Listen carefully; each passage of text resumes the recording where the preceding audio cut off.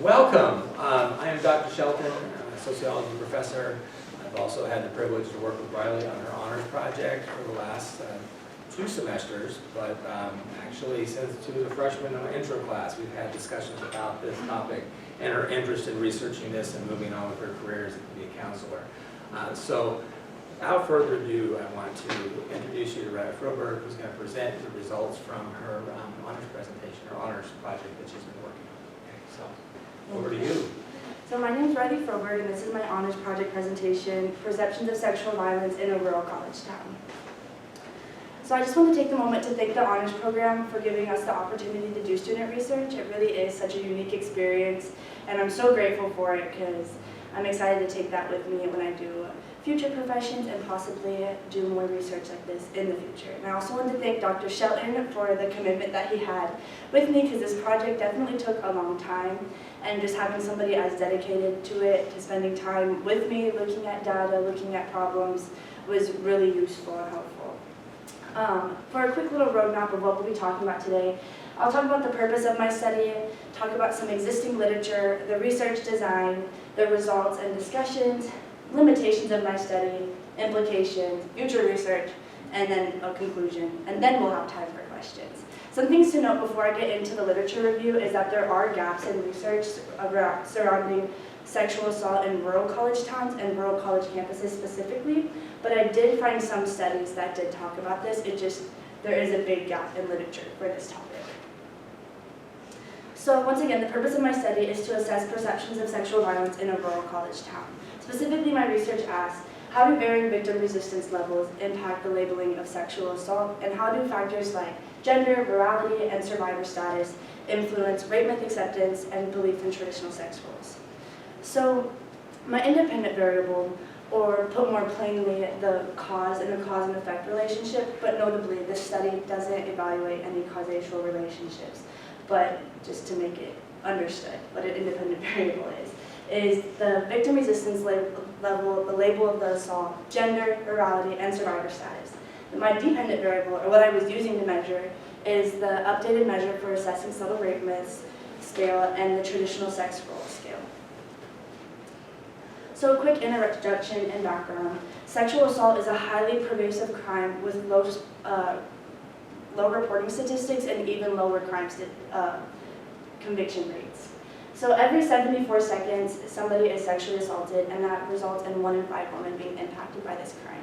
Out of 100 forcible rapes committed, 5 to 20 are reported, so that's around 1 in 5 or even less than that. And then 0.5 to 5.4 are prosecuted, 0.2 to 5.2 are convicted, and only 0.02 to 2.8 end in incarceration. So that's 2.8 out of 100 perpetrators perpetrating rape going to jail. So as you can see, that is a huge discrepancy and problem. But there are many barriers to reporting sexual violence in the first place, and this is largely due to the belief in rape myths, which constitutes a rape culture. So rape myths are prejudicial beliefs about the victim that take the blame away from the perpetrator and place it on the victim. These rape myths might include the idea that a woman is asking for rape and how she dresses, or a man can't control his sexual desires, or if a man is drunk, he can't rape somebody. And the list can go on. Basically anything you can come up with that would excuse the perpetrator. And all of the belief in these rape myths constitute a rape culture that continually excuses perpetrators and then blames victims for their own victimization. So why do rape myths even exist? Once again, historically they exist to excuse perpetrators, and they do this through the fear of false rape allegations. This was created by the men's rights activists, and it's built from rape myths and sustained by rape culture. Notably, only 2 to 10% of all allegations of sexual assault are false. And this is very important to know, because if we go back to the statistic before, out of 100 forcible rapes committed, only 5 to 20 are reported. So it's 5 to 20, it's 2 to 10% of that 5 to 20. So that's a very, very small statistic. And really what this has to do is the idea of a gendered justice. So we know that sexual assault and rape doesn't have anything to do with sexual desire. It really has to do with exerting power and control over women. So in the idea that a woman could get justice for their sexual assault, that's her taking her power back and exerting her power over a man in that situation. And that's why we continually see this gender justice issue and this fear of false rape allegations. So there's many predictors of rape myths, but the ones that I'm focusing on in this study are sexism, heteronormative beliefs, gender, and pornography consumption. So across a lot of different studies, we see that men are accepting rape myths at a higher rate than women in just various different studies. And this is largely due to the belief in traditional sex roles and traditional gender roles, which we'll talk about in a second. Notably, most adolescents learn how to have sex through watching porn. And this usually occurs when they're still teenagers or even younger. This results in a very mechanical experience that restricts empathy. And without empathy, you're at risk for perpetrating sexual violence because you're not looking at how the other person could feel. So, as an adolescent, you consume pornography, then you learn how to objectify women, or as a girl, you learn how to objectify yourself. And then you have mechanical sex, it restricts empathy, and now you're at high risk for perpetrating sexual violence or receiving sexual violence. So heteronormative sexual scripts and beliefs. Sexual scripts are just cognitive frameworks that guide sexual behavior. It's kind of the guidelines, if you want to say it that way. Heteronormative sexual scripts are risk factors for sexual aggression because of the simple layout. They pose men as sexual initiators and women as gatekeepers.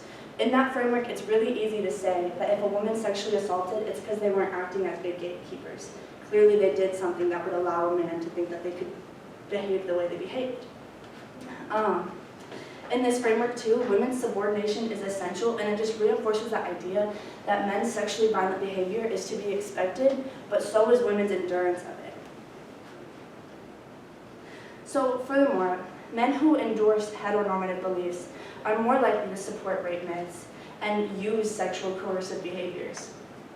And this comes from traditional masculinity and how much of society as a whole, we put so much pressure on our men to act out traditional masculinity. And this includes being in control, not asking questions, having multiple sex partners, being in power, being heterosexual, aggression, and the list will go on. But the main point is that we put men in positions where we celebrate their aggressive behavior. Like the NFL and like the Super Bowl, for example, we celebrate when men act aggressively.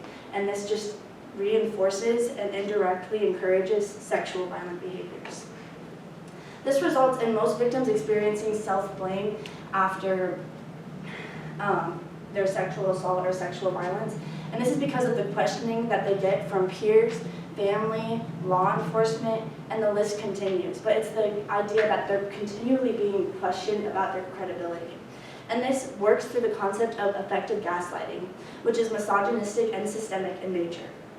This replaces victimization with credibility by challenging the victim's memory and their interpretation of the assault. So over time, victims are then conditioned to feel ashamed of their assault and blame themselves. And that's why we see self-blame as such a common phenomenon for survivors of sexual violence. So looking into victim resistance levels and verdicts, we see across literature that if a victim exemplifies physical resistance in their assault, they're more likely to secure a guilty verdict than just using verbal resistance or no resistance at all. Because it is important to remember that some victims don't have the choice to resist. They might be incapacitated due to drugs and alcohol, or there is a fear response called tonic immobility, which is an involuntary response that happens in the brain that temporarily paralyzes the victim due to fear, and they can't fight back. But their lack of fighting back is then looked at lack of credibility. And this just, and notably, Alabama, Arkansas, Idaho, and West Virginia, they all still require evidence of physical resistance to even secure a rape conviction, which is really, really concerning because that just further reinforces the idea that women are responsible for protecting themselves and that men's sexual violence is just expected. So rape as a label, we've as a society have generated so much awareness about sexual assault and sexual violence and rape. Now we're super hesitant to label anybody as a rapist or a perpetrator of this crime because we know that'll put them on the sex offender registry, they might get kicked out of college, they might have less job opportunities, but it's important to remember that rape is a very serious crime, so the serious consequences are valid, we're just not enforcing them. And that is because of this idea of empathy, which is basically just an excessive empathy for the perpetrator of the sexual violence. And studies find that using the label rape to even describe your assault, you're less likely to get a guilty conviction. And in that same study, rape myth acceptance actually predicted the verdicts and sanctions, which is alarming. So my visual says that a man will rape a woman, and they both appear in court. The woman presents her evidence, but the man presents his character. And most of the time, the judge will side with the man's character to protect his good boy image or express empathy, put simply. And we see this play out in the court systems all the time, and that's why only 0.02 to 2.8 of perpetrators out of 100 forcible rapes will see jail time. So specifically in rural communities, there are systemic barriers in responding to sexual violence. There is a huge lack of professionals and access to necessary resources like rape kits, which are vital evidence in securing any type of sexual assault conviction. Half of the counties in Nebraska do not even have examiners for sexual assault victims, and that would be examining for those rape kits that are vital in getting justice. Police responses are also perceived as dismissive and biased, and this just goes back to the traditional gender norms and the heteronormative beliefs that we talked about earlier, because those are more widely accepted in rural communities. And this also just leads us to the next statistic that there are higher rates of male violence against women in rural communities. And this operates through male peer support, and male peer support is exemplified when we do small bonding rituals like hunting, which condone, celebrate, and reinforce private violence. So the design of my study, I went into, I would say, over 20 classrooms, and I pitched my project and handed out flyers to gay participants for my study. And they had to be at least 19 and taking a class in human services, criminal justice, behavioral sciences, or education, in hopes that these would be the majors that would reproduce this knowledge and possibly influence the statistics.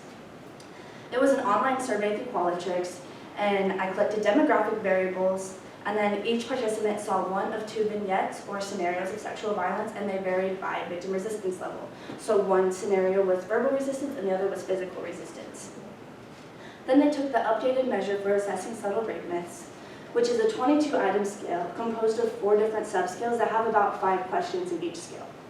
Then they took the traditional sex role survey, which is only 5 questions, and then at the very end, I asked for a self-report on non-consensual sexual contact, or put simply, sexual violence. So here are the results for my sample.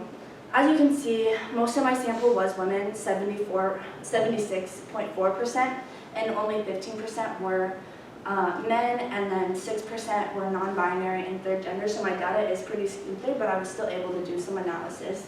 And then the year in school, once again, my data is mostly consisted of seniors, and that was 48%, and I only had 4% of my sample as freshmen. For hometown, I was asking where my participants were residing before they came to Wayne, to see if their rural upbringing could possibly impact the resistance levels and rate with acceptance, etc. So 0 to 2,500 residents is what I was coining as rural, and then the rest were non-rural. 20 people saw the verbal resistance scenario, and 43 people saw the physical resistance scenario. But as you can see, everybody labeled it as rape, except for 6 people in the physical resistance scenario, which does contrast literature, but unfortunately I couldn't do a whole lot of analysis with this because the numbers just weren't there. 68% of my sample reported being survivors of sexual violence, which I find concerning. Specifically, 30% of my sample were survivors of sexual violence at a rural state college. This is the results for the updated measure for assessing subtle rape myths. The A score is Kronberg's alpha, and that's basically just testing how well all of the questions hung together and measured the same thing. An acceptable score is around 0.8, so as you can see, all of my A's are acceptable. In reading this, 1 is strongly disagree with rape myths, and 5 is strongly agree with rape myths. So the overall mean was 1.57, so it's in between strongly disagree and disagree with rape myths. And then the 2 subscales, she lied and he didn't agree to, had the highest means, and I did further analysis with these, but as you can see, it's still between strongly disagree and disagree with rape myths. The traditional sex role scale also is in between strongly disagree and disagree with rape myths. And my Cronbach alpha is still acceptable. So I'm going to talk about the results pretty briefly, and then I'll do a discussion afterwards. But even though men had a smaller sample size, they were still scoring higher in rape myth acceptance and belief in traditional sex roles. I performed a t-test where I found significance, and this was in overall rape myth acceptance. And in my ANOVA, I also found significance, specifically in the he didn't mean to subscale. So basically what I'm saying is that gender does have an effect on rape myth acceptance, especially in the he didn't mean to subscale. I also tested survivor status. I found no significance in my t-test, but I did find significance in the she lied subscale. And yeah, this is basically saying that survivors rejected these myths more than non-survivors. Rurality, label of the vignette, and victim resistance levels had no impact on anything in my study, and we'll talk more about that later too. I also did a hierarchical regression, and a regression model is basically predicting how well one variable can predict another. And I was mostly interested in gender and seeing if any of the other variables in my study, like hometown, rurality, survivor status, would take away gender's significance. But as you can see, in all 5 of my models, with all of my variables, gender remains significant. So the main takeaways is that gender is the most significant predictor for rape myth acceptance, even though they had a smaller sample size. This is consistent with literature that men have greater rape myth acceptance and a tolerance for sexual violence. I want to point out too that in the literature it suggests that men prefer implicit signs of consent, and they're less likely to stop the sexual act if their partner looks uncomfortable. So the same body language they're basing their consent off of is the body language that they're less likely to stop if they look uncomfortable. We also see threads of empathy in the he didn't mean to subscale, and this is because the he didn't mean to subscale, all of the myths revolved around the man thinking that they can't control their sexual desires, or that they get too carried away, or they might get drunk and rape somebody on accident. That was actually a question, or one of the rape myth statements, and people were agreeing with that. We also see threads of sexual objectification theory, which just further talks about the entitlement to women's bodies and the normalization of sexual violence. Survivor status didn't predict overall rape myth acceptance, and that contrasts literature saying that survivor status reject rape myths more strongly than non-survivors, but we did find this theme in the she lied subscale. I argue that this could be due to personal experience with sexual violence and experiencing effective gaslighting themselves when they're reporting to friends, family members, or the law enforcement, making them more sensitive to a victim's credibility. Once again, rurality has no significance on rape myth acceptance or traditional sex role belief, and that contrasts literature saying that people in rural communities typically have higher rape myth acceptance. Resistance levels also had no significance on the label of assault, which contrasts literature once again saying that verbal resistance is less likely to be called rape. And then the label of assault had no significance in rape myth acceptance, which once again contrasts literature, and literature said that people who minimize the assault are more likely to believe in rape myths. So there are many limitations with my study. My sample size was only 64, and my data was skewed in gender, hometown, year in school, and the survivor proportion, which didn't allow me to see the trends that we were expecting.